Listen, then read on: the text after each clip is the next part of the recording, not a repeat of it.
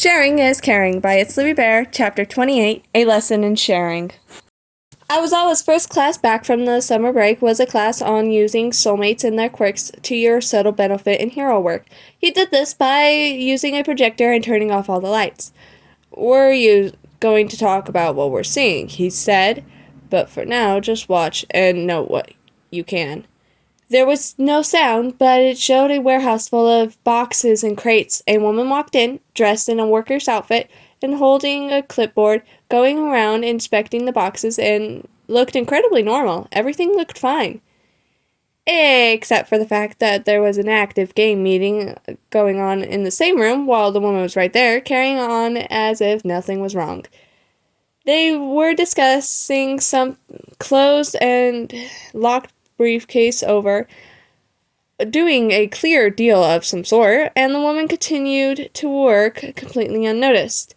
Another person walked in, dressed like a vagabond, like the ones who were in the meeting, and just walked up, appearance subtly shifting to completely match the style. In the corner of the video, a third person was perched behind crates, waiting for a signal, it looked like, but they had no actual visuals on the bad guys. As soon as the clearly disguised criminal was close enough, all three of them descended on the group, the woman by the crates mindlessly tripping a few people who still hadn't given her a second glance, and all at once Izuku knew who he was looking at. This was a soulmate triad of underground heroes. As the video came to an end, Aiwazawa looked over the class. "Thoughts? Sensei, why didn't I see the lady?" He raised an eyebrow at Kyoka. "What do you think?" Izuku raised his hand immediately, bubbling with excitement in his seat. "Yes, Midoriya?" "The woman! She was passerby, wasn't she? And the other two were Nymph and Tonka." He smirked. "Indeed. Care to enlighten us on who they might be?" He nodded eagerly. "Tonka and Nymph are twins who share both a quirk and a soulmate, or at least their quirks greatly overlap, and they have the powers of passerby. The twins have shape-shifting abilities that mostly include changing their features into other humanoid shapes. Passerby has a sort of notice-me-not quirk that if she acts like she's supposed to be somewhere, she'll fade into the background and most people won't notice her. The more in character she is, the harder people have to try and notice she doesn't actually belong. It doesn't work over technology because it warps your in-person perspective, which is how we were able to notice something wrong and the people making the illegal deal didn't." He nodded. "Correct. For all you who are unaware, this is an underground hero team employed by the OP agency known for taking in vigilantes and underground heroes. Romulus and Remus also work there, and they are more Twilight heroes, so you might have heard of them." Izuku heard someone breathe out. The Wolf Brothers, reverently, and he felt much of the same. They weren't high on the pulse, but everyone had at least heard of them once or twice. Their transformation quirks were legendary. Can someone tell me of instances where they used each other's quirks to their advantage? Ah, right, back to the video. "Well," Momo humped, "the second person, I'm assuming either Tonka or Nymph, modified their appearance to fit in more, but they likely also used Notice Me Not to get so close in the first place. The third person was merely hidden, probably getting the information and signals for when to strike, but I suppose they could have also been blending in with a combination of the quirks." Aiwazawa nodded. "Decent. The three of them work well together and use their quirks almost in sync when on mission and raids. Of course, they can't use them all the time due to the nature of their soulmates' quirks, but it is certainly enough. They are currently the top 3 in infiltration and espionage. Moving on, this one is an above-ground local hero. I know her soulmate, but they are rather private, so I'd be surprised if any of you do." The video changed with a click to show a newsreel of a newer hero, Escargot, the everything hero of the snail shell agency, who had a rather fascinating pocket dimension quirk that allowed her to store practically anything. It made her one of the most diverse heroes currently out there. There was a wild speculation on her soulmate, but this had been the only video with any indication of what her soulmate's quirk was. The fight was in a shopping district and had thankfully been cleared of people by the time the news crew had gotten there, and it showed the fight carry into what looked like a record store, and music blared from the speakers, making the curly-haired hero cock her head and grin before she started to sing along with the song. A sickly glow overtook the villain, and they noticeably got worse, quickly getting bopped on the head, cuffed, and turned in. Now, I was all but pause the video before it could get to the interview section. Thoughts on what happened? Mina grinned. It was some sort of singing quirk that made the bad guy sick or something. That about using your surroundings to your advantage, it didn't look like that was planned. Kyoka nodded.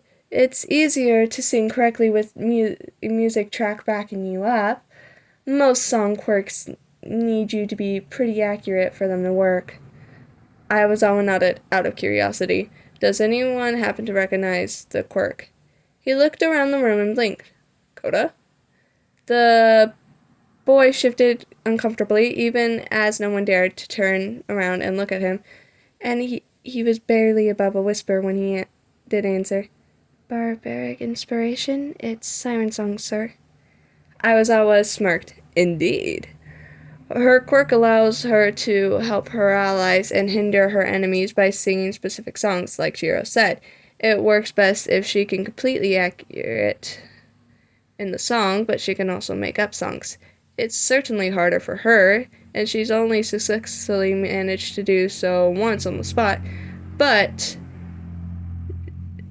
she's come up with of the best backup you can have on the raid. Unfortunately, both Siren and Escargot are overseas right now and will be for several more months. They should be back by the time of the next sports festival, however, so those of you with voice-related or versatile quirks, he gave a pointed glances to both Momo and Kyoka, then you might want to look into them. But time for the practical part of the lesson. The projector slid into the ceiling and the lights slowly came on so they didn't hurt anyone's eyes, and as Awa slouched in front of the room, I recognize that not all of you have soulmates, he conceded, but there is still a decent analysis exercise on using tools as they were available to you. I know you all gossip terribly, and as such, know pretty much everyone's soulmates. So I'd like you to brainstorm an idea for yourself, and for one other person in the room. If you or they don't have a soulmate, then you can think up a theoretical situation where you are given new and strange tools to work with, or a combination move with a classmate. Izuku considered. One for All was very powerful on its own, but he didn't have a lot of control. Copy could only copy 2 quirks at once, unlike Neto's 4, and if they lasted for 3 minutes as opposed to his 5, but with One for All, to increase his speed, if only slightly, he could zoom forward, copy the quirk, then get out, making his range of options increase to the powers of anyone on the scene, friend or foe alike. Brainwashing, on the other hand, he couldn't use too much before he got a headache, but could stall someone, which would also give him an opening to either apprehend the enemy, get a quirk to copy, or give him a solid punch without resistance. Again, it wasn't something he could do often, and if he wanted to be a limelight hero, the less people knew about it, the better for all of their sakes.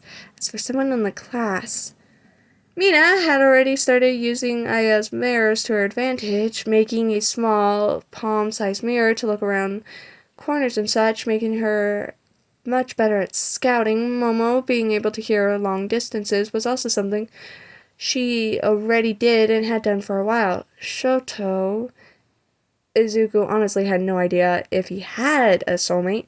If he did, their powers were similar enough that it was unnoticed. He was half cold, half hot, able to cool the air and create breezes and drafts on top of being able to summon ice and fire at will. And those things could all be explained by his parents and the quirks they passed to him. Hakagiri didn't have a soulmate, but she was invisible, so maybe she already did.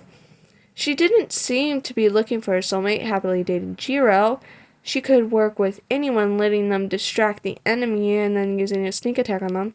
Irami, and she was frankly crazy, but being able to see things while he was moving quickly would make him a great patrol hero, or even being able to get in, look at everything as he made a pass and get out.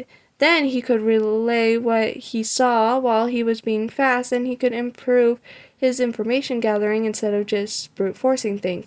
If he could get the zoom to work on command, even better. Then there was Kirishima.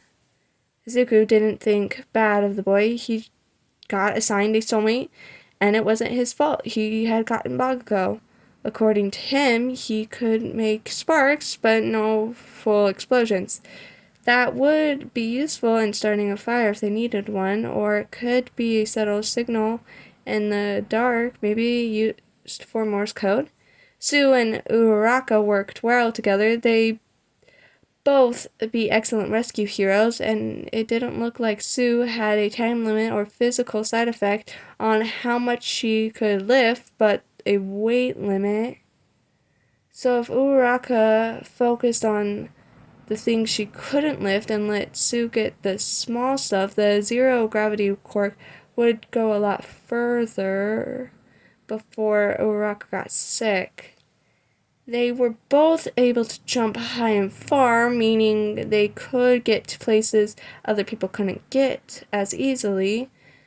Together, they would make an unstoppable as a rescue force. Everyone else, he didn't really know enough to make a judgment call, but he got a good in most of his assessments.